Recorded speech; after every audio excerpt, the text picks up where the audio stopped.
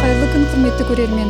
Бүгін біз қоғамда жиі айтылмайтын, бірақ көптеген адамның тағдырына әсер етіп келе жатқан маңызды мәселе лудомания, яғни құмар ойынға тәуелділік туралы сөз қозғайтын боламыз.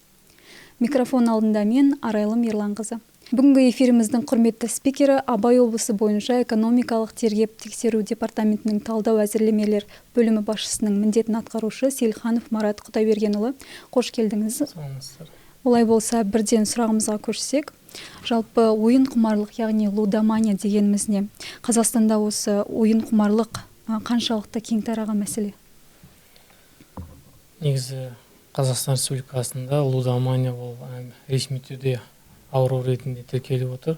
Яғни ол адамдардың ойын құмарлыққа деген тәуелділігі, өз-өзін бақи алмай, өз-өзіне жауап бере алмай, және ойын құмарлықты шектеусіз түрде ойнап, және де тек қана өзіне емес жақындарын да сондай бір барлығына әсер ететін, әсіресе жастар арасында белсенділігінде дамып тұрған бір қоғамдық мәселе болып тұр.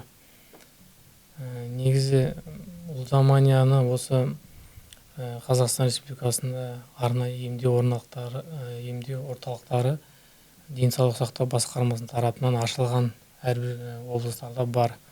Бірақ біз зерттей келе көбінесе біздің азаматтар ресми түрде жеке немелерге барады екен. Өйткені оларда көбі жариялықтан немесе ондай ауруға шалдығып, және тәуелдігі бар екенін мойындамай, көп адамдар мысалы түсінбейді. Бұл психологиялық ауытқу ретінде осы лудомания болып табылатын. Осы Абай облысында лудомания деңгейі қандай? Қазіргі осы ресми статистика бар ма, әлде бұл құбылыстың нақты көлемін анықтау мүмкін емес пе? Нақты статистика негізі енді ұлттық статистика агенттігі жүргізеді, бірақ біздің облыста денсаулық сақтармасында және ашу орталығында ресми түрде адам негізі емделген өтпепті. Бірақ бейресми жеке орталықтарда олар жерде бар екен. Жалпы енді лудомания мысалы нашақорлықпен салыстырған алда, нашақорлыққа мысалы табудың өте қолжетімсіз ол жасырын. Ал мына лудомания ол қолжетімді. Қазіргі заманда жастарымыз бәрі ұялы телефон қолданады. Мысалы сілтемені өтіп, 1-2 уақыттың арасында және секундтың арасында, және букмекерлік кеңселері болсын, басқа да казино, онлайн казино дейсіз, оның сілтеме өтіп, тіркеуден өтіп, ойнай береміз. Яғни ол қолжетімді болып кетті. Соны көп жастарымыз түсінбей, және басында қызығушылық болып, кейін ол қызығушылықтан асып үлкен бір мәселе болып тұр. Жалпы осы құмар ойынға тәуелділік көбінесе жастар арасында болады деп және өзіңіз айтып кеттіңіз. Осы ойын құмар адамды қалай тануға болады? Енді құмар ойын адам өзі жәнегі ұялы телефонында, парақшасында, мысалы және онлайн казино болсын, букмекер кеңсе болсын, жеке немелері, жүйелері болуы мүмкін. Ол өзі сол ұялы телефонда отыруы мүмкін. Өзінің мінез құлқы өзгеріп, ашуланып, шұғылды іс-әрекеттер жасап, сондай болады. Сосын ол және араласып жүрген ортасын өзгеріп кетуі мүмкін.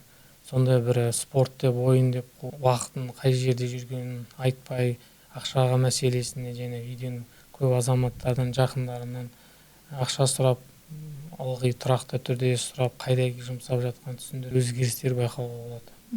Ал осы біз әлеуметтік желіде көбінесе байқап жатамыз, букмекерлердің жарнамасын, казиноның жарнамаларын көп көріп жатамыз. Олармен сіздер қалай күресесіздер?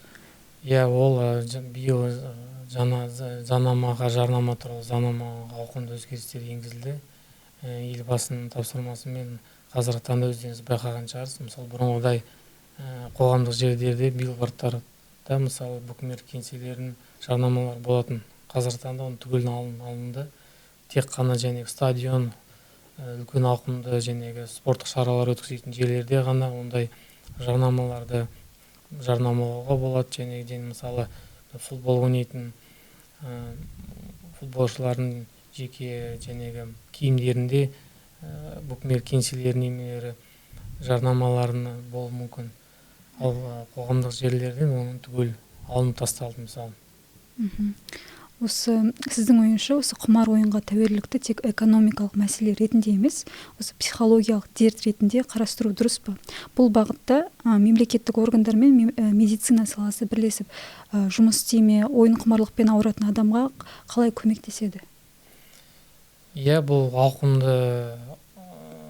ауқымды мәселе. Енді біз құқық қорғау органы ретінде біз жалпы мысалы мына лудомания мен мысалы дропперлер деген азаматтар бар. Ол дропперлер дегеніміз ол біреудің картасын жәнегі банковских карталарын қолданып заңсыз айналымдағы алаяқтық жолмен табылған ақшаны шығаратын азаматтар. Осы көбінесе біз талдау жүрген кезде осы лудомандардың карталарын осы дропперлер көп қолданады екен. Соны байқадық. Биылғы таңда бізде мысалы жаңа қылмыстық кодекске өзгерту енгізілді. Ол 232 прим. 1 деген бабы. Оған сәйкес жәнегі дроппер істеу үшін қылмыстық жаза көзделіп отыр.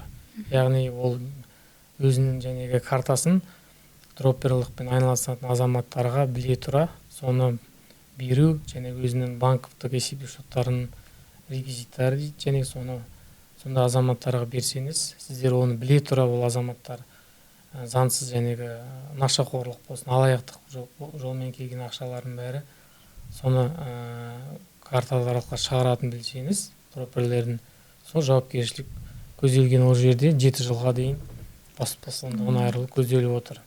Бұл тек бір бағыт. Сосын біз және превентивтік дегдік бағыт ретінде қарастырып отырмыз. Ол мысалы агенттік тарапынан биыл жылдың басынан бастап біз мысалы қаржылық сауаттылық деген онлайн марафон АФМ онлайн 2025 деген өткіздік. Бүкіл ауқымдық Қазақстан Республикасының территориясында жасөспірімдер арасында олимпиада қаржылық сауаттылық бойынша ұлттық олимпиада өткіздік. Ол олимпиада бойынша жәнегі жеңімпаздары халықаралық олимпиадаға барады. Одан кейін оның жүлдегерлері біздің төрағаның жеке бюромен жәнегі ерекше тәртіппен жұмысқа алу көзделіп отыр. Яғни біз мына қоғамымызда осы жастарымыз белсенді қоғамдық өмірге қатысатын, осы лудоманияға қарсы өзі ойын пікірдіріп және олимпиада арқылы өзінің мемлекетке деген жалпы халқына деген үлесін қосам деген көзі ашық азаматтарға біздің есігіміз ашық. Және де біз мына лудомания жалпы кішкентайынан жанұядан басталатынын ескеріп, біз биыл мысалы үшін мына өздеріңіз білесіздер, балалардың бәрі жазда лагерьларда болады.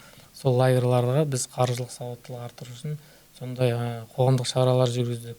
Ол жерде біз оларға мысалы қарапайым тілде ойын ретінде ақша дегеніміз не, таза ақша дегеніміз не, кір ақша дегеніміз не, жәнегі сурет салып, сондай ойын ретінде кішкентай балаларға дейін түсіндірдік. Яғни бұл бастамамыз осы жасөспірімдер арасынан кішкентай кезінен осы ойын құмарлыққа жәнегі жеңіл олжа, ол ауыл салдар әкелетін түсіндіру үшін қоғамдық шаралар жүргіздік. Сонымен қатар мына біз биыл мемлекеттік қызметкер арасындағыларда осындай АФМ онлайн дегенде жәнегі қаржылық пирамидалар туралы да тақырыпты қозғадық. Осындай жалпы превентивтік жағдайда ауқымды шаралар биыл жүргізіп жатыр. Осы лудоманияда букмекерден, яғни казинодан ұтқан ақшаны олар көбінесе қай бағытта жұмсайды екен, сол туралы айтасыз?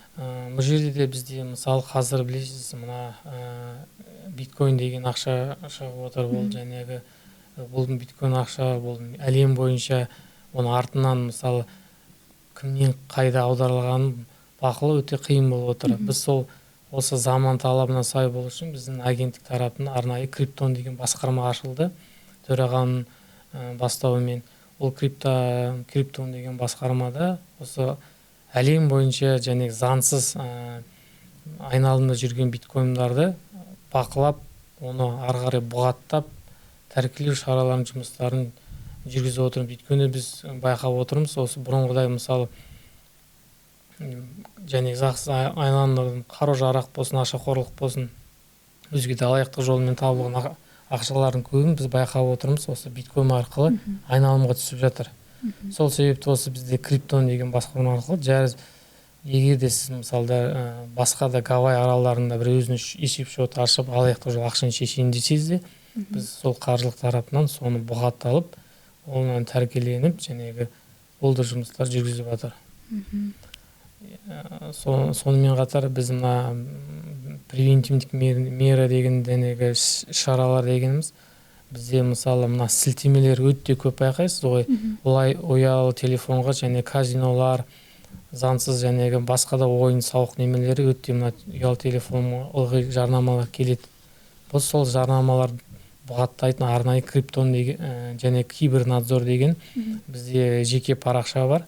Сол парақшаға күнбе-күн біз сілтелерді енгіземіз. Бүгінгі таңда біздің агенттік тарапынан 20 мың астам сілтемелер енгізілді. Керемет. Осы жаңа өзіңіз айтып кеттіңіз, қаржылық мониторинг агенттігі деп, иә? Осы агенттігі ойын құмарлықпен қалай күресіп жатыр қазіргі таңда? Біз енді бұл жәнегі қылмыстық заңнамаға біздің осы агенттіктің жәнегі бастамасымен осы қылмыс кодекске және 201 деген бабы енгізілді. Және де біз превентивтік және шараларды қолдандық. Сонымен қатар біз өзіңіз байқайсыз, мына блогерлар дегені бізде енді олар қоғамдық танымал адамдар, көбінесе жастар оларға қарап үлгі алады, мысалы сондай болғысы келеді, сондай бейімделгісі келеді. Біз соларды бақылап, мына өкінішке орай жәнегі онлайн казино деген басқа да заңсыз ойындарды жарнамалайтын блогерларды анықтадық. Қазіргі таңда біз 11 блогерді Қазақстан бойынша жәнегі жеке парақшасында миллионнан астатын тіркелген азаматтарды, блогерларды 455-ші бап әкімшілік кодексінің 455-ші бабымен әкімшілік жауапкершілікке тартылдық. Яғни бізде сондай шаралар жүргізіп жатыр. Бізде ол жақты да ауқымды қарастырып, яғни оның блогерлардың осы жас өспірімдерге тигізетін жалпы адамдарға тигізетін әсері зор болғандықтан біз осы бағытта да бақылауда ұстап отырмыз. Ал ол кісілерге қанша айыппұл салынды? Енді 455-ші бабым әкімшілік кодексіне сәйкес ол жәнегі немесіне байланысты, әр бөліміне байланысты. Мысалы енді жалпылама алсақ, ол 200 кем дегенде ол 200 мың теңгеден төмен болмайды, 200 мың теңгеден мысалы асып тұр. Бірақ және жарнамасына байланысты болып келеді. Ал егер ол блогер қайта сол жарнаманы салған жағдайда? Иә, оны бірнеше рет жәнегі екінші рет қайталаған кезде оны өзінің жәнегі күрделенетін жағдайланады, яғни оның және штрафтың сомасы да өсе береді. Жалпы қазіргі таңда осы блогерлер тарапынан өзімізге белгілі қазір Жанабыловтар отбасы болып жатыр ғой. Осы бойынша қатысып жатқан адамдар осы лудоманияға қатысы бар деп ойлайсыз өзіңіз? Енді бұл жерде енді қазір азаматтық сот ісі жүріп жатыр ғой біздің білуімше. Ол енді соттың уәкілеттігінде, ол яғни сот қандай шешім шығарады, сол соттың шешімі бойынша олар тиісті жауапкершілікке тартады деп ойлаймын. Жалпы біз енді мына осы дропперларымен және айтып кеттім ғой сізге, қандай азаматтар болады дегенде көбінесе байқадық, мына жас студенттер. Яғни олар мысалы ол дропперлар азаматтар, олар өздері мысалы психолог сияқты, олар адамға жақындамас бұрын олар бақылайды, оның қоғамын зерттейді, ол баланы өзінің сондайға бейім емесін бақылайды. Сол үшін біз енді мемлекет жалпы құқық органдар бәрі жағынан, жан жағынан осының бәрін шектеуге жұмыс жасалып жатыр. Бірақ түбінде бұл негізі әр адамның өзінің шешімі болады. Әр адам өзінің іс-әрекетіне, өзінің жәнегі қаржылық сауаттылығын мысалы арттыру керек.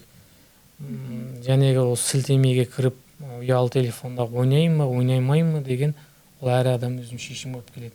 Әрине біз мемлекеттік құқық органы ретінде оған ылғи да жәнегі олардың жарнамаларын да басқа да шараларын шектеуге жоюға тырысамыз. Бірақ бұл жерде бір күрделілік туындап тұрғаны көбінесе ол жарнамалардың бәрі шетелден келіп жатыр. Және шетелдің азаматтары, шетелдің аккаунттары, олар мысалы біз бұғаттаймыз, ол ертең басқа ссылкасын лақтырады деген сияқты. Мұнда біраз күрделіліктер бар. Но Қазақстан Республикасының азаматтары жарнамалағанда біз оларды анықтап, әкімшілік жауапкершілігін және қарастырып отырмыз. Жақсы. Осы көмек керек болса, қайда жүгінуге болады?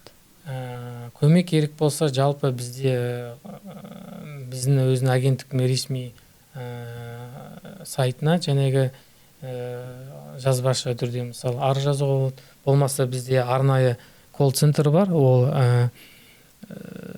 1458 деген номер колл-центр 24-7 сағатта жұмыс жасайды. Соған хабарласуға болады. Сонымен қатар 111 деген ұлттық сенім орталығы бар, колл-центр. Ол жәнегі арнайы осы жасөспірімдерге психологиялық қиыншылықтар болса да, және осы лудоманиямен сондай да бір қиыншылықтар бар, лудомания ауырып нетіп жатса да, сол 111 ұлттық сенім орталығында психологиялық көмек көрсете алады. Жәнегі сондай орталық бар.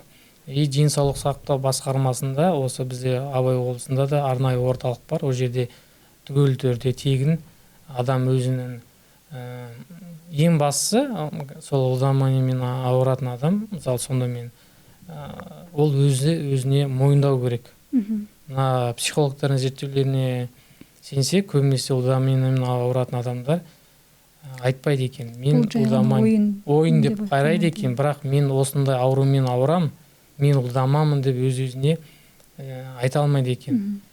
Яғни бұл лудоманияны ауру ретінде танып, адам мен өзгеремін, бұны тастаймын, бұған өзіме қоғамына байланысты және зиянын түсінсе, біздің мемлекет тарапынан барлық жағдай жасалған.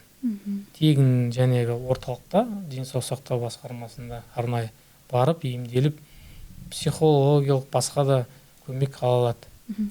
Осы лудоманиямен ауыратын адамдардың басты белгілері қандай?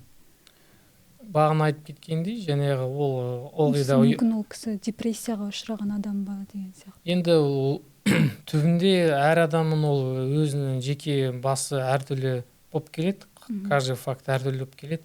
Бірақ енді жалпы белгілерін байқасақ, ол мысалы көбінесе ұялы телефонға ылғи да тәуелді болып отырады, ылғи да жәнегі жақындарынан ақша қарызға сұрайды, белгісіз өзі және қай жерде жүргенін, нақты уақытын, ақшаның қайда қолы жеткенін айтпайды. Сосын мінез құлқы өзгеріп кетеді, ашушаң болады, дөрекі болып сөйлеп кетеді, жәнегі сонда эмоционалдық тұрақсыз болып кетеді, түнде мысалы үшін ұйықтамай телефонда байланыста болады.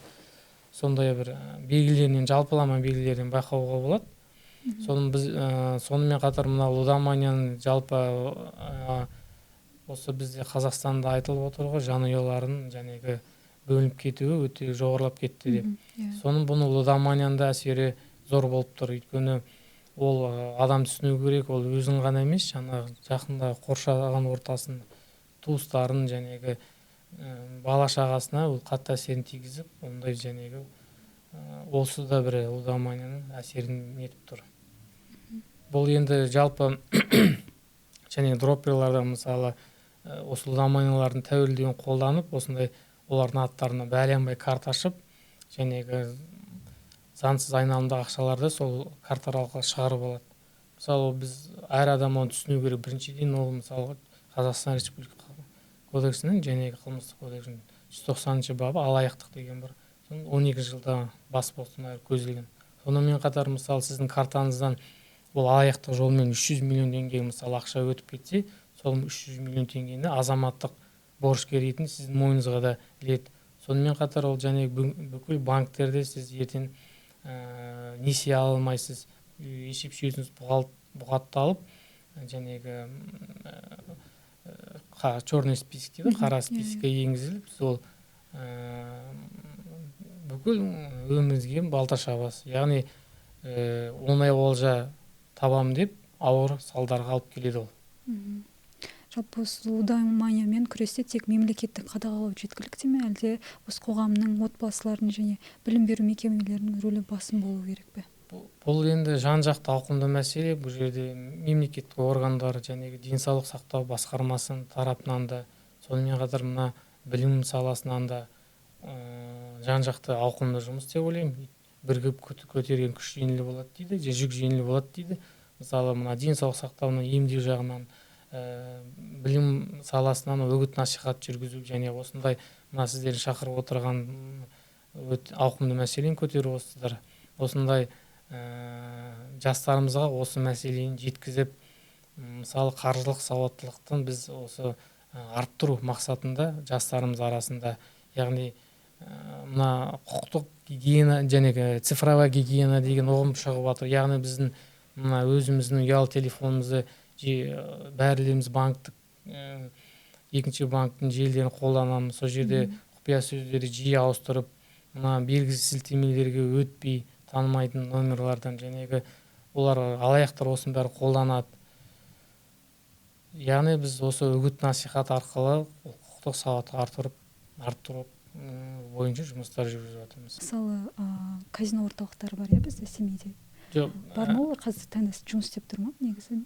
Бізде Қазақстанда бүкіл және казинолардың бәрі олар онлайн жүйеге кетіп қалған. Мынандай, мысалы, бұрынғы замандағыдай тотализатор қойып, және карт және покер деген сияқты және казино столын қойып, ондайлар қазір жоқ мүлдем. Қазір түгел онлайн. Өйткені онлайн ол азаматтарға жарнаманы әлем бойынша таратады. Кез келген ұлтына және азаматтылығына байланыссыз қай жерде болсын әлем бойынша кіре береді, интернет желісі болса. Сол үшін олар ауқымды адамдарды осы казиноға тартады. И олар тиімді, мысалы, жарнамасын төлейді де, осы азаматтарды нетеді. Сол үшін біз ол казинолар бойынша біз оларды сілтемелерін біріншіден бұғаттау шараларын жүргізіп отырмыз. Яғни бұғаттаймыз. Содан кейін біз агенттігінің тарапынан мына заман талабына сай жасанды интеллект қолданып арқылы жәнегі қандай азаматтар және жарнама жасайтын анықтап арнайы программалар арқылы. Сосын бұл казиноларды жәнегі ақшаны шығарып, поток және криптовалютаны қып ауыстырып атырып, әлем бойынша, мысалы, басқа мемлекеттерін шығарғысы келсе, біз осы және криптон деген арнайы басқарма соны арнайы бақылап отырады. Сол үшін біз заман талабына сай біз агенттік тарапынан мына цифровизацияға, елбасымыз айтқанда, цифровизацияға басты бағытты осы ұстанып отырмыз. Жақсы. Осы мүмкін біздің көрермендеріміздің арасында лудоманияға ұшыраған жандар болса, сіз оларға не айтар едіңіз? Енді әр адам өз ісіне жауап беру керек, өзінің іс-әрекетіне деп ойлаймын. Және де ол өзінің жанұясына, қоғамына бұл үлкен ауыр зардап әкелетінін түсіну керек. Өз оңай олжа ол ауыл салдарға әкелетінін түсіну қажет деп ойлаймын. Жалпы одан ұялмай, мысалы, ауырса да ол әр адам өмірде қандай да қиын белестер болып, жолдан тайып кету, қарапайым тілден айтқанда болуы мүмкін, бірақ ол мен лудоманмын деп өз-өзін етпей, біз мемлекет ретінде бізде орталықтар бар, келсін, көмектесеміз, жаңағы түсіндіреміз, бұл лудомания қандай ауыр салдар емдеуге біз мемлекет тарапынан барлық жағдай жасалған. Тек қана ол адам өз-өзіне мойындау қажет, мен лудоманмын, я осындайым бар деп, мен көмек беріңізші деп бізге айту керек. Сонда ғана адам өзі өзгерем деп, өзім қандай жақсы жаққа бұрыламын деген өзінің шешім қабылдап іс-әрекет жасаса, нәтижесі болады деп ойлаймыз. Егер де осы лудоманмын деп келіп тұрған жағдайда, ол анонимді бола ма? Иә, анонимді түрде де және орталықтарға емделіп нетуге, ол жерде жеке басты ешқайда жария етілмейді, анонимді түрде де келуге болады. Онда ешқандай шектеу жоқ ол жағынан. Жалпы осы Қазақстан бойынша қанша казино жабылды, қанша адам жауапкершілікке тартылды? Енді соңғы 2 жылдың статистикасына жүгінсек, бізде қазіргі таңда 205 казино жабылып отыр Қазақстан бойынша, және 224 адам қылмыстық жауапкершілікке тартылып отыр. Бүгін біз лудомания, құмар ойынға тәуелділік туралы сөз қозғадық. Құмар ойын, қарыз, күйзеліс, тіпті қылмыс. Егер сіз немесе жақыныңыз осындай қиындыққа тап болса, үнсіз қалмаңыз. Лудомания дерт, бірақ ол емделеді. Ең бастысы мойындау және көмекке жүгіну. Олай болса, бүгінгі шығарылымды аяқтаймыз. Марат мырза, уақыт бөліп, ақпаратпен бөліскеніңізге рахмет. Құрметті көрермен, өзіңді сақтасаң, отбасыңды, болашағыңды да сақтайсың. Келесі кездескенше аман сау болыңыздар.